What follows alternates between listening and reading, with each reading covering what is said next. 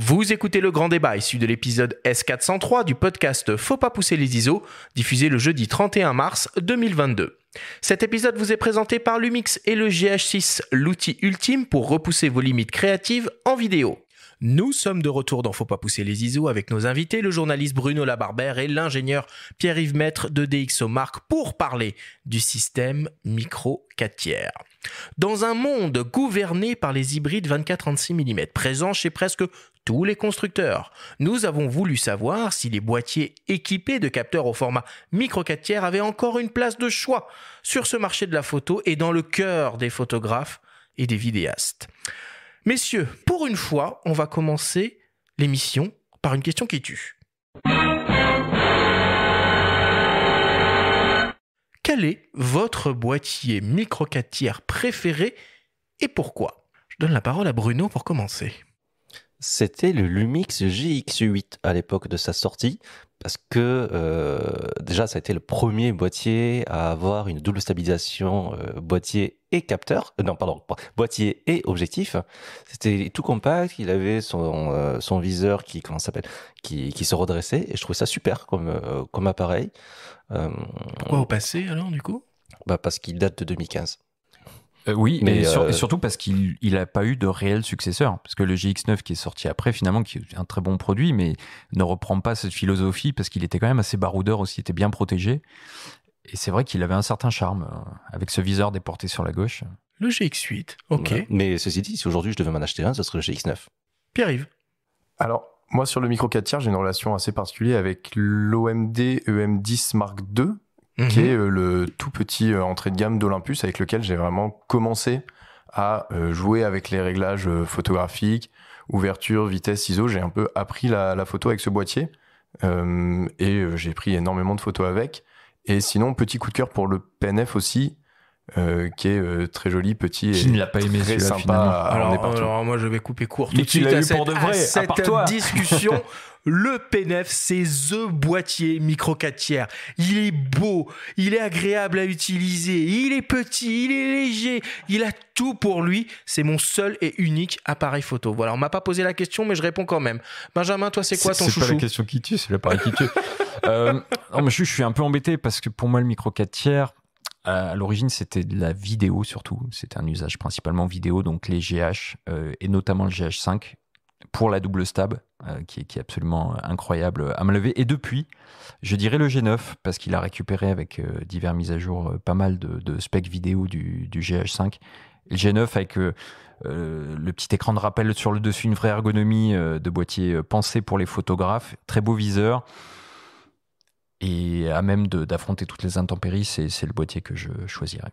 Bon, alors on le voit évidemment naturellement, on a une team Lumix et une team Olympus. Alors peut-être pour commencer, il est important de revenir un peu aux origines de ce format qui a été lancé en 2008 par les sociétés justement Olympus et Panasonic.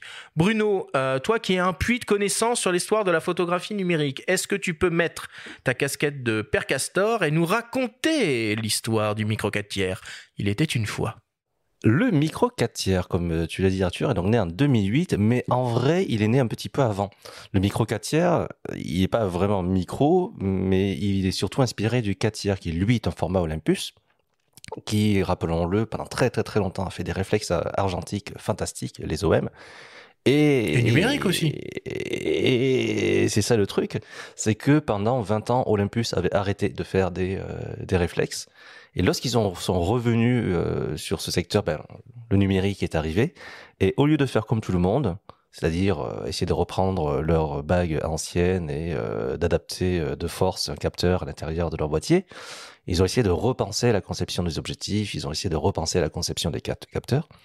Et ils en sont arrivés à la conclusion que finalement, un capteur ayant des photosites un peu plus denses qu'une pellicule, ça servait pas forcément à grand chose d'aller taper dans des très très très gros capteurs. Donc on va plutôt se concentrer sur le meilleur de l'objectif, donc le centre. Et ils ont dû faire des calculs pas forcément de tête. Ils en sont venus à la conclusion que finalement, un capteur de 17 par 13 mm à peu près, ce serait largement suffisant pour faire des grands tirages. Et c'est ainsi qu'est né le format 4 tiers. Donc ils ont lancé leur premier boîtier, le E1, ça s'est bien passé, ou plus ou moins bien. Quelques années plus tard, ils ont réussi à embarquer Panasonic dans l'aventure du 4 tiers. Donc de son côté, Panasonic a lancé le L1, puis le L10, donc les deux seuls réflexes de l'histoire de Panasonic. C'est vrai, je me rappelle de ça. Le L10 qui, d'ailleurs, j'ai failli en acheter un quand j'ai commencé la photographie, mais la version Leica, le Digilux 3. Et à cette époque, c'était assez intéressant parce que d'un côté, tu avais ces petits réflexes, mais avec le viseur sur le côté, des boîtiers relativement compacts, et de l'autre, les grands classiques chez Canon, chez Nikon et chez Pentax. Et au bout d'un moment, Panasonic s'est dit que bon, le réflexe c'est bien, mais on aimerait bien se démarquer un petit peu sur le marché de la photographie. Et comment se démarquer sur le marché de la photographie? Essayons de faire des boîtiers plus compacts. Et comment on fait pour faire un boîtier réflexe plus compact? On enlève la cage réflexe, mais on garde la même taille de capteur. Et c'est grosso modo ce qu'ils ont fait, c'est ils ont coupé la chambre réflexe, ils ont gardé exactement la même taille de capteur, ils ont rapproché la monture, donc ils ont réduit le tirage mécanique, et c'est ainsi qu'ils ont créé le format micro 4 tiers. Au format micro 4 tiers, mais qui garde le format 4 tiers. C'est-à-dire que le capteur est de même dimension. Micro 4 tiers, c'est la monture, c'est pas le capteur. C'est ça? C'est le système. C'est le système. En fait, on peut pas mettre d'optique des réflexes, pour que tout le monde comprenne, peut-être des réflexes Olympus et Panasonic que tu as cités, sur les boîtiers micro 4 tiers, sauf à mettre un adaptateur. Parce que c'est plus les mêmes montures. Théoriquement, c'est possible. Théoriquement, c'est possible. Bon, maintenant, la bague, elle est introuvable parce qu'à l'époque, je suis pas certain que beaucoup de gens l'aient achetée. Elle existait, hein. Elle existait, mais elle existait. Donc, en 2008, Panasonic est arrivé avec le premier appareil photographique hybride moderne, et je précise moderne parce qu'il allez, vas-y. Là, je précise moderne parce que avec autofocus, parce que avec visée électronique, voilà. Ça existait déjà. Epson avait déjà fait ça en 2004, Leica avait déjà fait ça en 2006, mais il n'y avait pas d'autofocus, il n'y a pas de vidéo. Et c'était le Lumix G1, suivi une année plus tard par Olympus. Donc c'est assez rigolo parce que c'est Olympus qui finalement a donné l'impulsion initiale.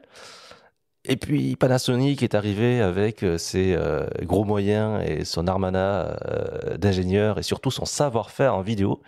Et c'est là qu'ils ont réussi à s'imposer petit à petit sur le segment des boîtiers peu encombrants, mais très très performants à la fois en vidéo et en photographie. Et pendant très longtemps, on était très contents des micro 4 tiers parce que finalement, en micro 4 tiers, en face, tu avais de la PSC, Sony, Samsung. Et Fujifilm. N'oublions pas Samsung, ouais, tu as raison. Et puis surtout, comme tu dis, un très bon ratio point-encombrement grâce aux optiques qui sont finalement de petite taille. Alors juste pour qu'on repositionne un peu les choses au bon endroit, du coup, les boîtiers micro 4 tiers, ils utilisent des capteurs qui sont plus petits que la PSC. C'est ça, Pierre-Yves, c'est quoi les dimensions d'un capteur micro 4 tiers?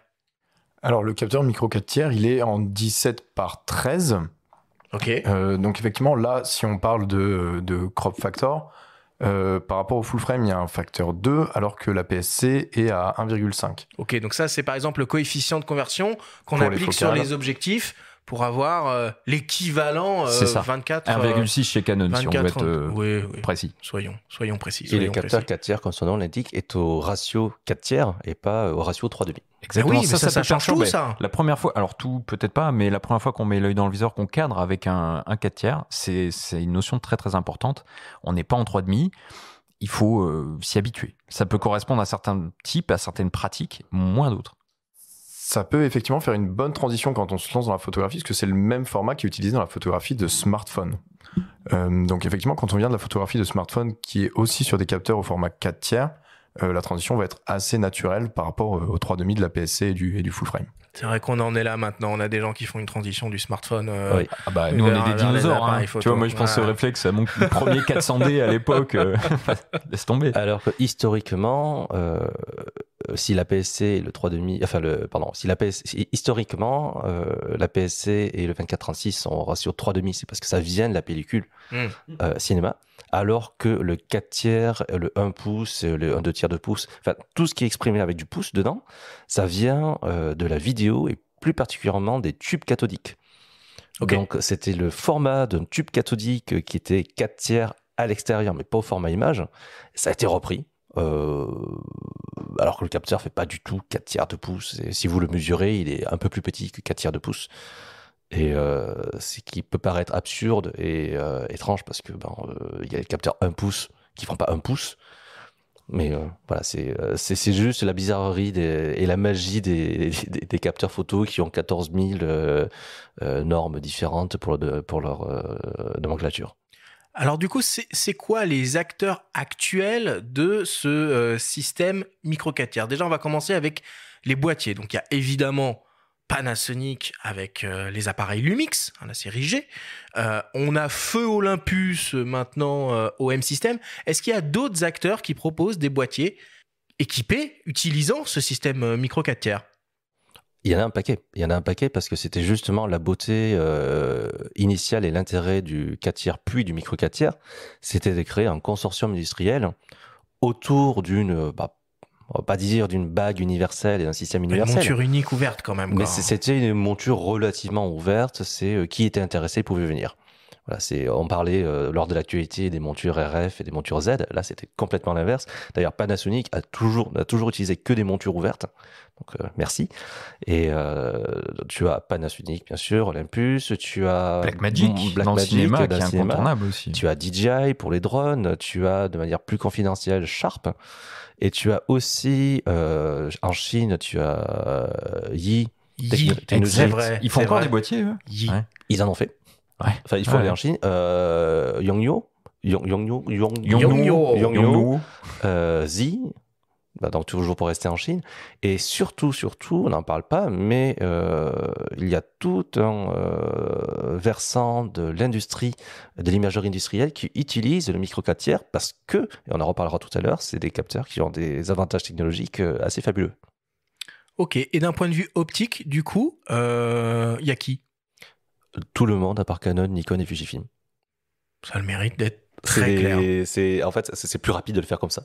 Mais vous prenez quasiment n'importe quel constructeur, ils ont tous en autofocus ou en mise au point manuel au moins 1 ou 2 objectifs micro 4 tiers. Même Sigma, même Tamron, même... Et on l'a vu là, la semaine dernière, là, avec leur 25 mm f/0.95 conçu uniquement d'ailleurs pour ce système, pour ce format micro 4 tiers.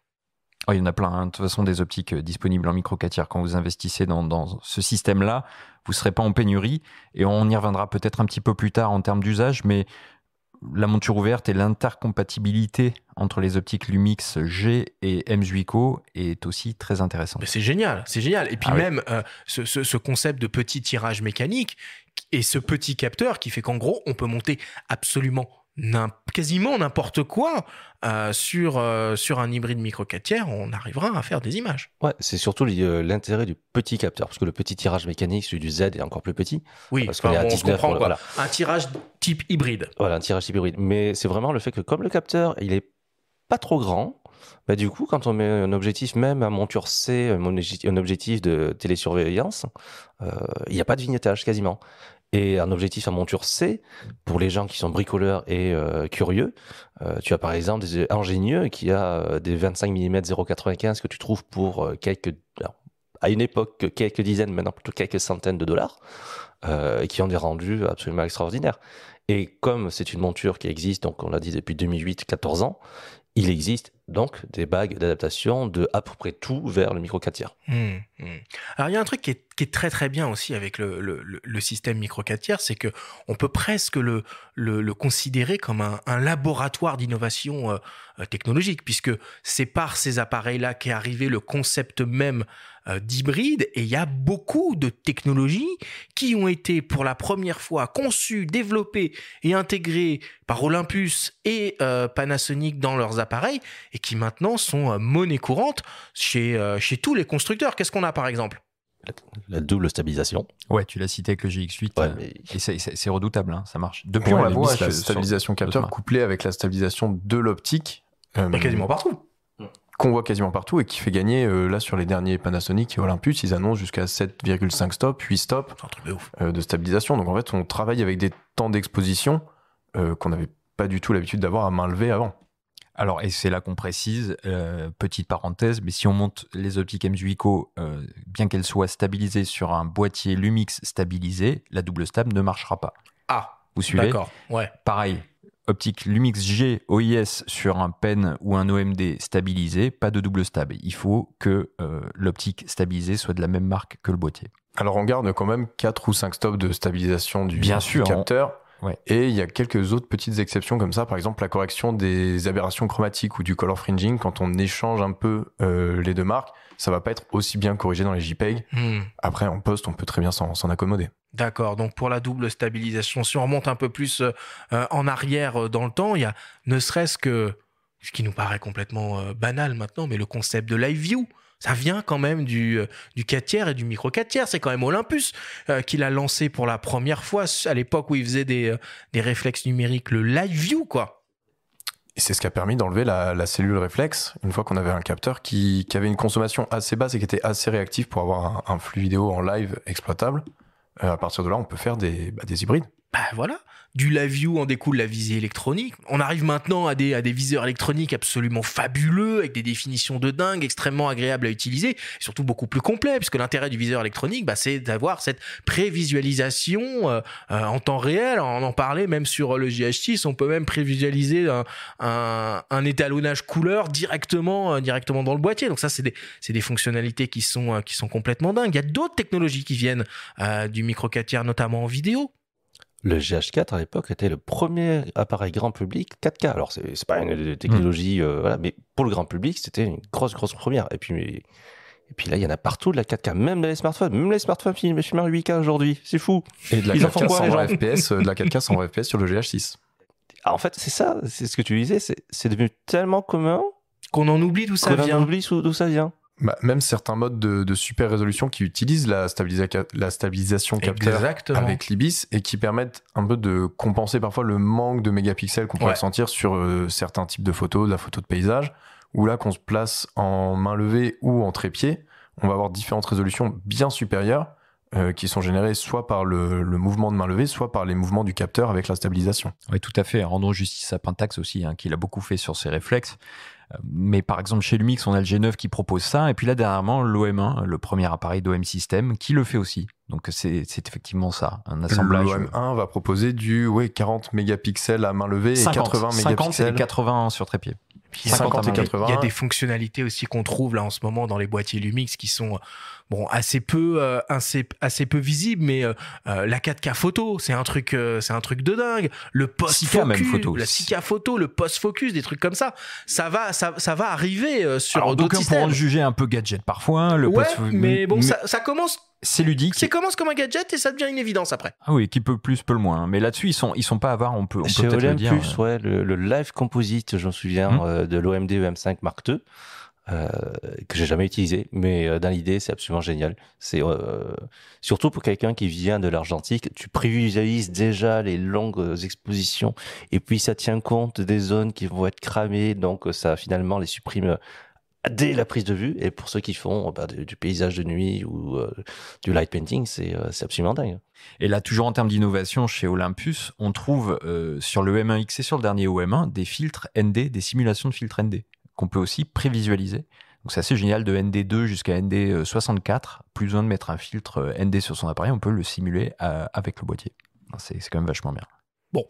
Hasard ou coïncidence, ce début d'année 2022 est particulièrement excitant en ce qui concerne les nouveaux produits, les nouveaux boîtiers micro 4 tiers. Pas un, mais bien 2 nouveautés sont arrivées sur le marché. Le premier boîtier signé OM System ex-Olympus, l'OM1 dont on a déjà un peu parlé, et le très attendu Lumix GH6 qui est signé Panasonic. Panasonic et OM System sont donc les 2 seuls acteurs à proposer des boîtiers micro 4 tiers conçus pour un usage photo. Nous nous sommes entretenus avec Laurent Carsona de Panasonic France, qui est responsable des formations. Il nous présente la gamme actuelle Lumix micro 4 tiers. On l'écoute. La première chose à retenir, c'est que chez Lumix, des boîtiers, il y en a pour tout le monde. On va avoir toute une gamme, aussi bien photo, vidéo, etc. Et pour revenir un peu dessus, je vais vous expliquer, il y a 3 catégories principales. Alors la première gamme, ça va être la gamme GX, qui eux ont plutôt un look un peu vintage, un peu plat dans l'esthétique. Un boîtier, une gamme qui va s'appeler G, qui elle a un design rassurant, avec des designs qu'on connaît, une forme factor entre guillemets réflexe, donc avec une prise en main un petit peu plus cossue, on va dire, donc boîtier forcément un petit peu plus gros. Et au-delà, on va avoir la gamme GH qui, elle, alors, a le même look que les G, c'est-à-dire des looks assez connus, mais plutôt orientés vidéo. Dans la gamme G, on va avoir toute une gamme, en partant d'en haut, là, le G9, qui est un produit, on va dire, expert, voire semi-expert, qui est bardé de fonctionnalités, en photo, bien sûr, avec sa stabilisation, etc.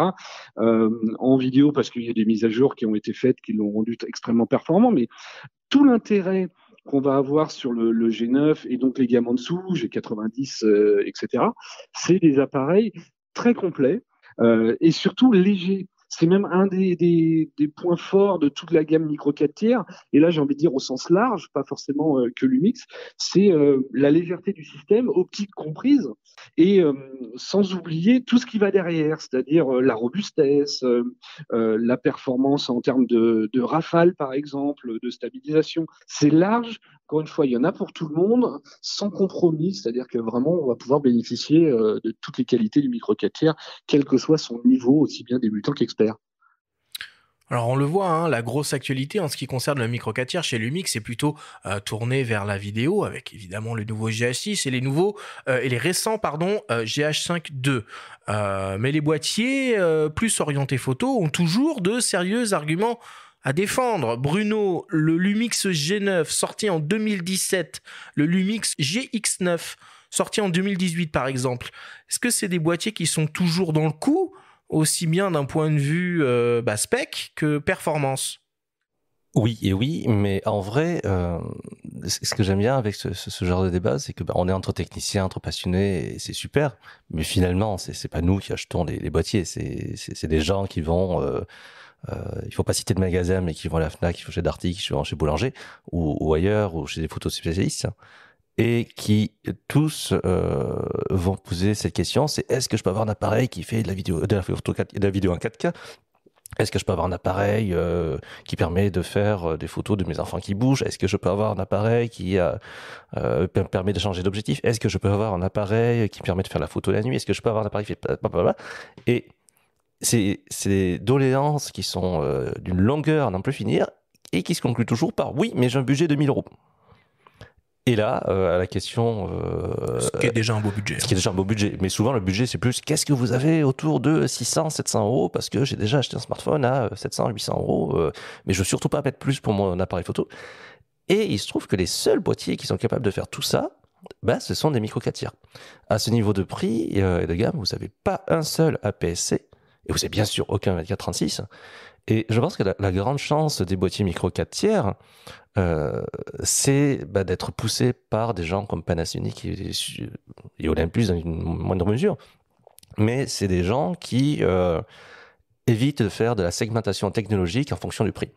Lorsque un nouvel appareil sort, en l'occurrence le GH6 pour l'année 2022, on a la certitude que la plupart de ces technologies vont redescendre dans les gammes inférieures et que simultanément, les gammes inférieures ne vont pas augmenter en tarif.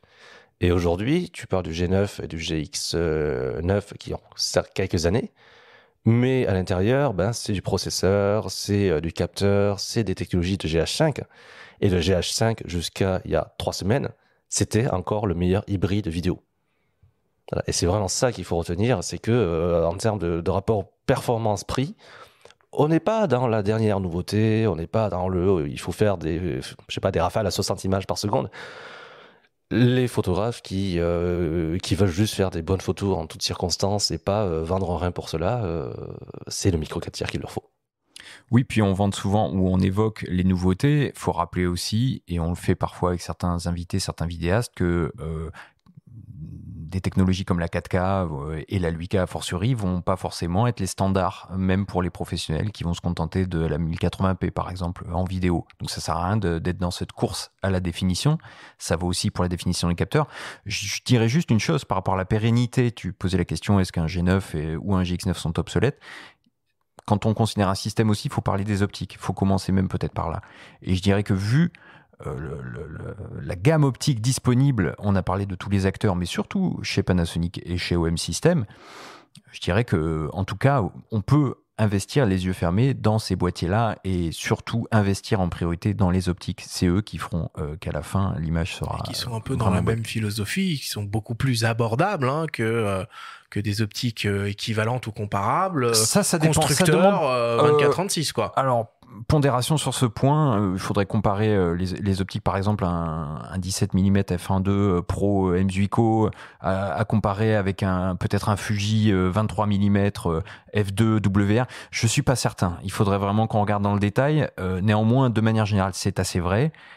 Et en revanche, si vous recherchez une capacité maximale au niveau du système, je crois que c'est là qu'il n'y a pas de débat. Voilà, parce qu'ils ont des performances qui sont bonnes, voire très bonnes, mais surtout, ils ont su trouver et se placer sur le cas d'usage photo ou vidéo qui tirent le meilleur parti de ces performances. Et avec Panasonic, c'est surtout plutôt la vidéo. Avec Olympus, ça va être un peu la photo de nature aussi, où on va avoir des longues focales. On veut un 400 mm, un 600 mm qui reste très compact pour pouvoir partir a priori loin en autonomie avec du matériel plutôt léger. Mais des gammes de focales qui correspondent en poids ou en encombrement à des choses bien plus grosses et bien plus chères sur d'autres formats. Pierre-Yves, d'ailleurs, petite question. Alors, on a la majorité des boîtiers micro 4 tiers qui exploitent le 16 ou le 20 millions de pixels, sauf peut-être le GH6 qui est passé sur du 25 millions de pixels. On est très loin, en fait, de ce qu'on peut trouver en APS-C et en 24-36 sur cet aspect-là. Pourquoi ? Alors, quand on s'intéresse à ça, il faut revenir à la taille du pixel lui-même, du photosite qu'on appelle, et on appelle ça le pixel pitch couramment. En fait, quand on va regarder les capteurs les plus résolus en full frame, on est aux environs de 60 mégapixels, le Leica M11 ou la 7R4. Et en APS-C, on va avoir du 32-35 mégapixels. Et en fait, tout ça, on se retrouve autour de 3 micromètres ou 3,7 micromètres pour la taille de côté du pixel. Et en fait, cette limite-là, pour vraiment faire de la photographie de haute qualité, elle est liée au niveau de bruit qu'on va avoir par pixel. Elle correspond aussi à la taille des tâches qu'on va avoir derrière les optiques selon les différentes ouvertures avec la diffraction. Donc en fait, autour de 3,7 micromètres, c'est là que se trouve la taille de pixel qui est un bon compromis pour la photo et la vidéo. Et si on descend en dessous, on va devoir faire un peu des compromis sur le bruit ou sur la résolution. Donc ce qui fait qu'on se retrouve sur le micro. Pardon de t'interrompre, mais peut-être pour qu'on vulgarise un petit peu le propos, c'est-à-dire que plus le photosite est grand, plus il capte la lumière ou plus il gère mieux le bruit, pour vraiment schématiser.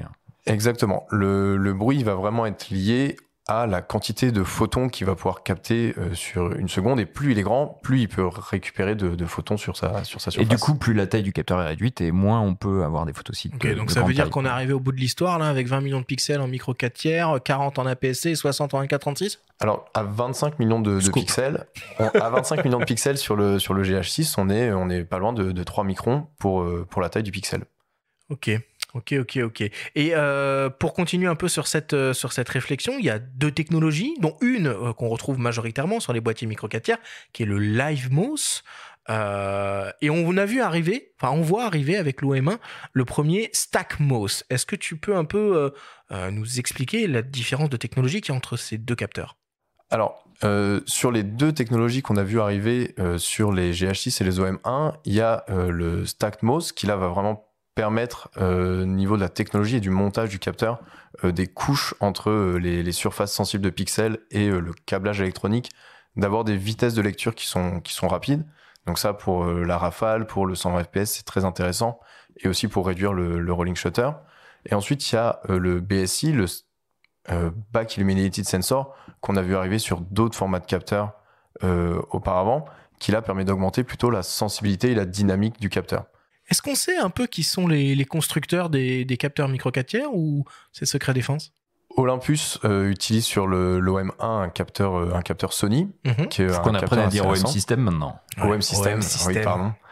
Et en revanche, on ne sait pas encore qui a fabriqué le capteur du GH6. Il y a un petit flou. C'est peut-être Panasonic lui-même, non?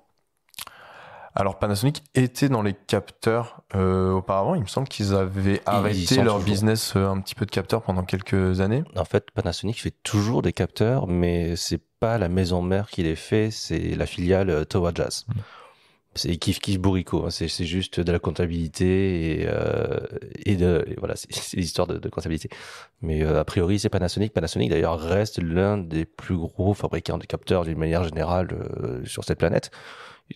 Tant qu'on se souvient que la plupart des capteurs ne finissent pas dans des appareils photo ni même dans des smartphones, ça finit dans des caméras de surveillance et de plus en plus dans des véhicules semi-autonomes. Donc, mais Panasonic se fournit chez les deux.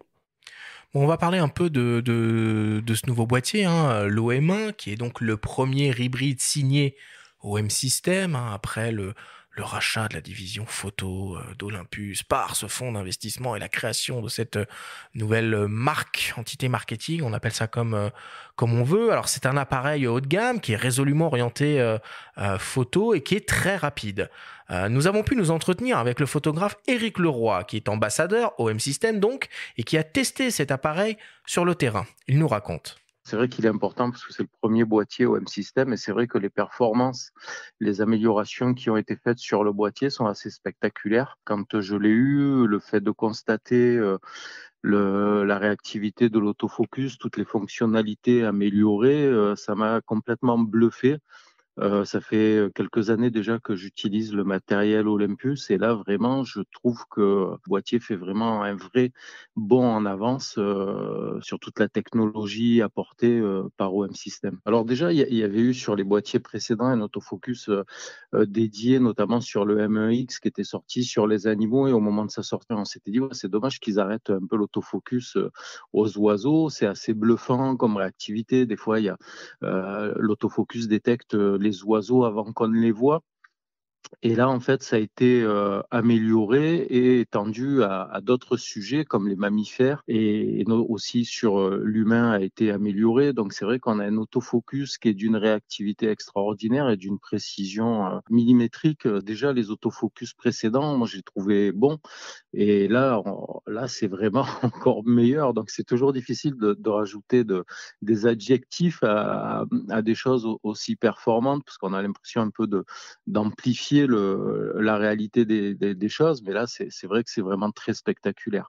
Moi j'ai trouvé, que ça soit en photo ou en vidéo, j'ai trouvé que l'autofocus était ça m'a bluffé vraiment. C'est vrai que la campagne là, souvent le mot qui revenait c'était le boîtier waouh et c'est vrai moi j'ai eu cette impression là quoi. Quand j'ai vu le boîtier, que j'ai commencé à l'utiliser, j'ai eu cette expression là de dire waouh, quel boîtier. Benjamin, tu as pu prendre en main un peu le nouvel OM1. Est-ce que tu as un avis? Oui, j'ai eu la chance de mettre les mains dessus. Et moi, ça se confirme ce que dit Eric dans sa capsule. Son retour sur la F, notamment, moi j'étais assez bluffé par l'autofocus. Je l'ai essayé sur un match de rugby. Et l'autofocus avec suivi, avec tracking, je l'ai trouvé vraiment meilleur. Alors, est-ce que c'est dû au nouveau processeur, à une nouvelle génération de processeurs? Sans doute. En tout cas, l'OM1, c'est en fait un EM1X sans la poignée intégrée finalement. Là, ils ont fait leur boîtier pro qu'ils auraient peut-être dû faire. Je trouve que le M1X, c'est un parti pris qui a peut-être déstabilisé pas mal d'utilisateurs micro 4 tiers parce que c'est le seul appareil micro 4 tiers qui est un monobloc, comme un réflexe D6 ou Canon EOS 1DX Mark III, Mark II, ce que vous voulez. Ou aujourd'hui, les Z9 ou le Canon R3. Donc, ils sont revenus à cette compacité et avec des performances et des fonctions qu'on trouve dans le M1X. Donc, le compromis est là, il est très bon et surtout en vidéo, on n'en parle pas, mais en vidéo, Olympus, enfin OM System fait désormais très bien les choses avec beaucoup de fonctions, du log, de la vidéo 50p en 4K, enfin c'est très complet quoi.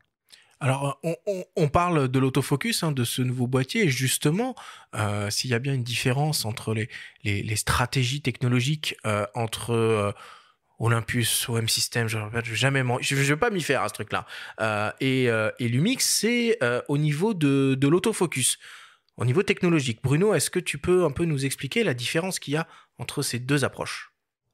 En fait, Panasonic est très, très, très attaché à une technologie qui s'appelle le DFD, dont j'ai oublié le sens de Depth la from defocus. Exactement, voilà. Donc, on fait la mise au point à partir des zones floues.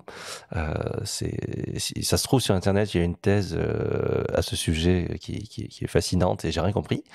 Mais basiquement, c'est de la détection de contraste, qui est réputée moins rapide et aujourd'hui moins précise que la détection de phase, alors qu'en fait c'est juste un effet de R&D. C'est que quand Panasonic a opté pour la détection de contraste, c'était plus efficace que la détection de phase, et puis il y a plus de gens qui sont mis sur la détection de phase, et Panasonic a pris du retard, alors que en face OM System, et non pas Olympus, ça y est, j'y suis arrivé.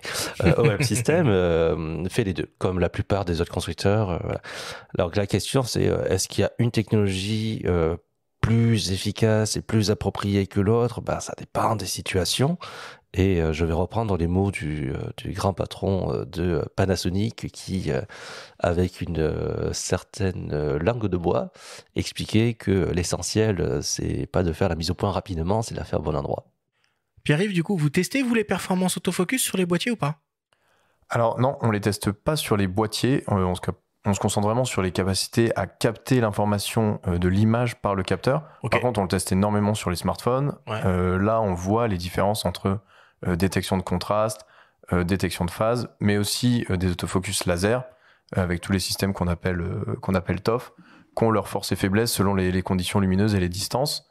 Ce qui est intéressant sur l'OM System OM1, qui est plutôt sur lui de la détection de phase et un peu de contraste aussi, c'est qu'il a une structure de capteur qui s'appelle quad Bayer, où en fait un pixel vert ou un pixel rouge ou bleu va être sous-découpé en 4 petits pixels avec une seule lentille par-dessus, et qui permet de faire de la détection de phase dans les deux directions, horizontale, verticale, pour avoir un autofocus vraiment rapide et fiable.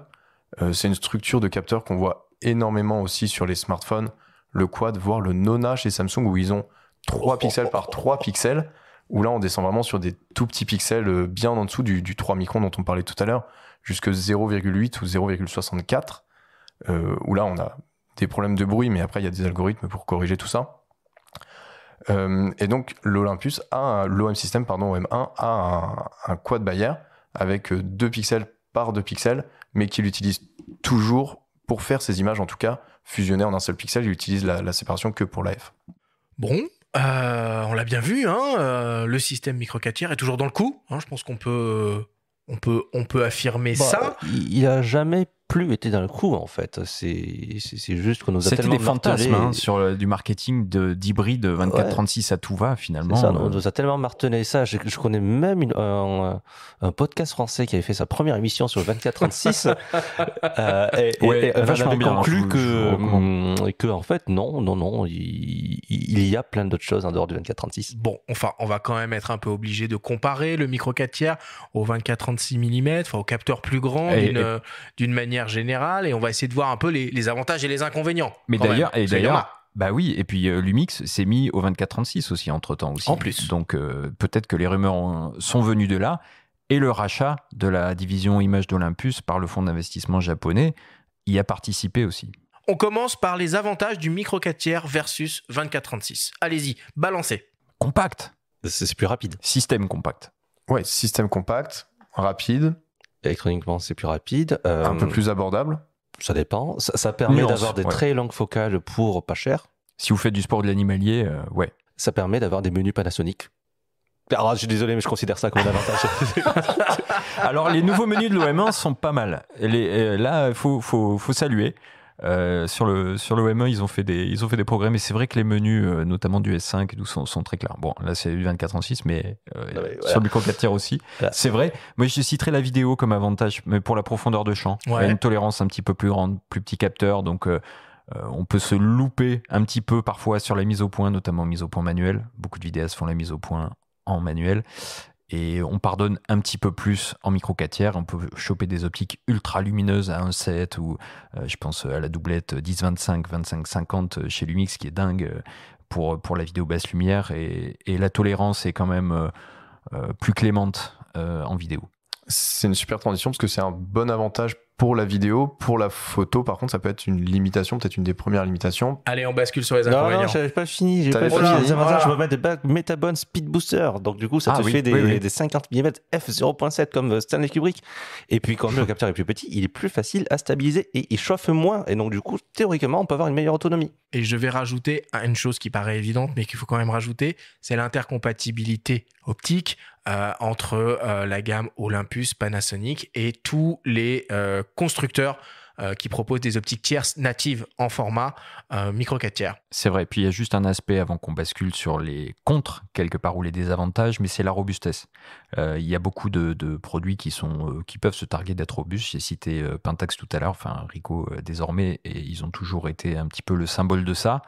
On prend un OMD, on prend un Lumix G9 ou GH5, c'est des rocs. On peut les amener sur le terrain. Je dis pas qu'on va plonger avec ou faire n'importe quoi, mais c'est très très résistant. Les inconvénients maintenant. Alors, on a commencé par Le bruit. Oh, il y en a, les gars, quand même, la il y en a profondeur un de peu, champ. hein. Si on a une ouverture équivalente à ce qu'on a en 24-36, on a un peu moins d'effet de profondeur de champ ou de séparation du sujet. Il faut ouvrir plus grand. Les effets de profondeur de champ qui sont moins marqués. C'est un semi-inconvénient. Non, par contre, ce qui est plus gênant, c'est l'inverse des longues focales. C'est que c'est beaucoup plus compliqué d'avoir des très grands angles. Voilà, j'allais dire les amoureux de paysage de grand angle. Là, c'est plus compliqué. Il y a de belles optiques. Moi, j'aime beaucoup le Leica DG818 de mémoire f2.8.4 chez Lumix. Très, très belle optique. Néanmoins, c'est vrai que là-dessus... Voilà, on parlait, tu parlais du 14 mm Samyang. On a l'équivalent 14 mm sur micro 4 tiers. Il faut en 7 mm. Ouais. Ça court pas les rues, les 7 mm. Hein. Il y a un 7-14 de 8 chez Olympus. Ouais, quand même.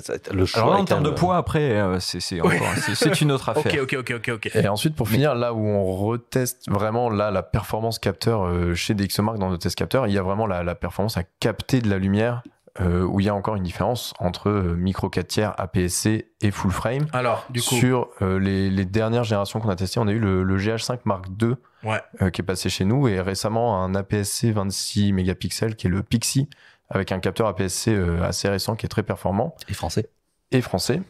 Et on voit une différence encore entre 2 tiers et 1 tiers de stop. Nous, on regarde vraiment la dynamique, profondeur de couleur et niveau de bruit. Alors, si tu traduis concrètement 1 tiers, 2 tiers de stop. globalement, dynamique, c'est pas grand-chose. Et puis, En on dynamique, bruit aussi, quoi. c'est Enfin, pas énorme, mais quand on passe vraiment la barre des 13 tops de dynamique comme on peut l'avoir sur certains APS-C haut de gamme et sur du full frame, là on voit vraiment la dynamique qui est quand même assez large.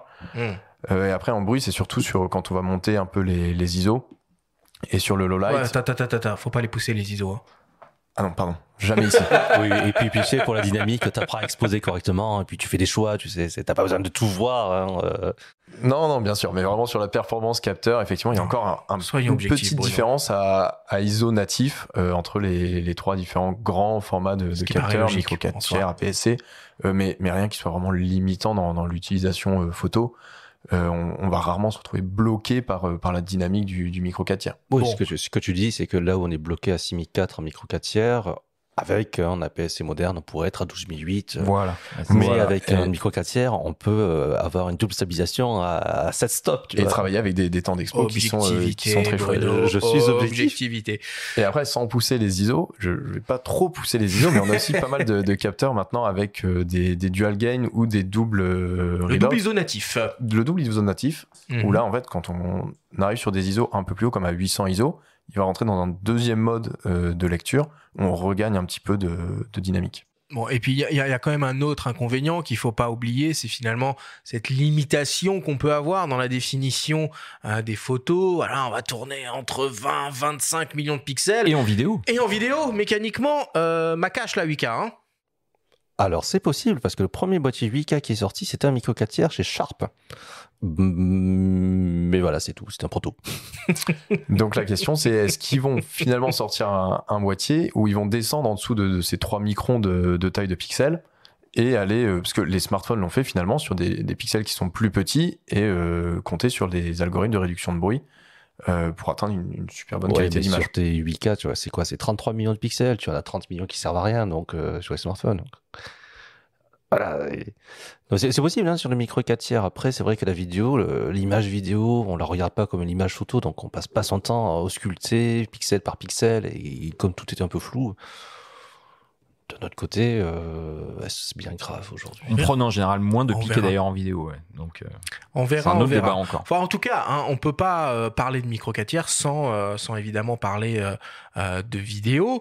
Le nouveau Lumix GH6 est bien là pour ça, donc un boîtier conçu pour les professionnels, qui se dit d'ailleurs ouvrir une nouvelle ère en vidéo. On vous propose de réentendre Laurent Carsena, le responsable des formations Panasonic, nous expliquer pourquoi. On l'écoute. Alors en fait, il faut le voir en couple capteur-processeur. Un capteur est rien sans son processeur et dans l'occurrence sur le GH6, c'est comme tu l'as dit un nouveau capteur qui dépasse pour la première fois les 20 millions de pixels sur du 4 tiers.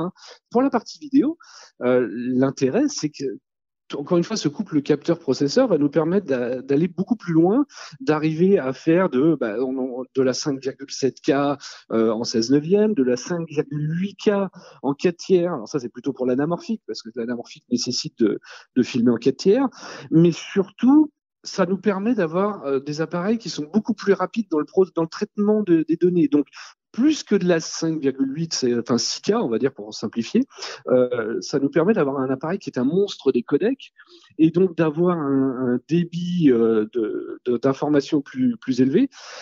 Et de ce fait, permet de faire le fameux ProRes, permet d'avoir la dynamique boostée avec le fameux système qu'on a intégré dans le GH6, d'augmenter fondamentalement la capacité de l'autofocus. Et encore une fois, tout ça sans limite de temps et sans chauffe. Ça a toujours été un des fondamentaux de Lumix dès le départ, dès qu'on a créé le premier appareil hybride, c'était le maintien de la montée en température du capteur. Il fallait pas que ça chauffe. Et ça, arriver à 25 millions de pixels avec des débits aussi énormes, sans chauffe, etc., et donc sans limite de temps, c'est une nouvelle ère. D'autant plus qu'avec ce nouveau capteur, on peut probablement imaginer qu'il va équiper d'autres futurs boîtiers, aussi bien en vidéo qu'en photo. Donc ça ouvre une ère, et je vais plus loin en disant pas qu'une nouvelle ère en vidéo, mais également une nouvelle ère en photo. Alors d'ailleurs, pour ceux qui s'intéressent particulièrement à ce nouvel appareil, le Lumix GH6, sachez qu'on a réalisé avec Benjamin une émission spéciale dédiée à ce boîtier avec les équipes de Lumix que vous pouvez retrouver sur notre flux podcast. Donc finalement, si on écoute et on comprend bien ce que dit Laurent Carsena, c'est que ce petit entre guillemets format micro 4 tiers et les 20-25 millions de pixels, c'est quand même plutôt un avantage en vidéo qu'un inconvénient. Juste une chose par rapport à ce qu'il dit qu'il faut préciser, c'est que certes, il n'y a pas de surchauffe en vidéo, il y a néanmoins un système de refroidissement en interne, comme dans le S1H, donc dans le GH6, qui fait que le GH6 est quand même plus gros que le GH5. Donc c'est ça, finalement, 20 millions de pixels et un petit capteur, ça permet de faire des choses extraordinaires en vidéo, en termes de puissance et de rapidité de calcul.